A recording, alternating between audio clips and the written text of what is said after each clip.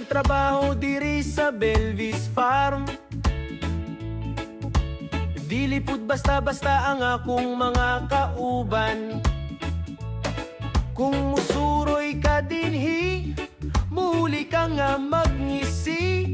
Tungod sa mga tao nga nagtrabaho, nga purya-buyag, puwerteng kagwapo.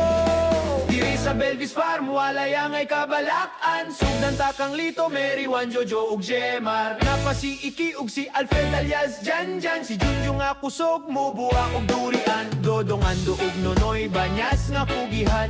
Uban sa ilahang boss, ele edulsa nga ambungan.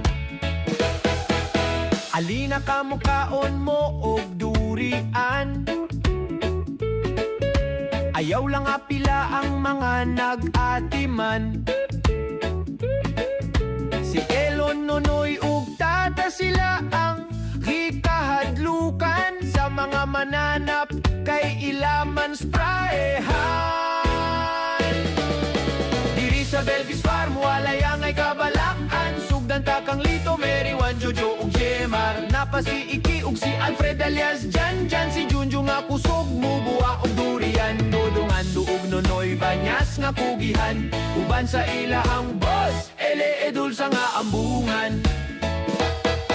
Dili pwede nga di nako panganli. Mga uban pang kauban nga grabe ka kugi.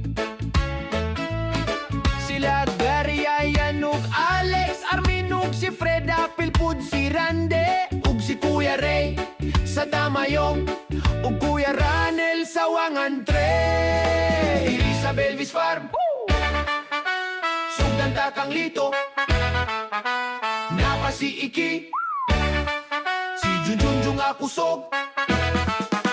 Diri sa Belvis Farm, walay angay kabalakan. Sugdan takang Lito, Mary, Juan, Jojo ug Jemar. Napa si Iki ug si Alfred alias Janjan. Si Junjun nga kusog, mubuha og durian. Dodong Ando ug Nonoy, banyas nga kugihan. Uban sa ilahang boss, ele edulsa nga ambungan. Maong magkaunta og durian sa Belvis Farm.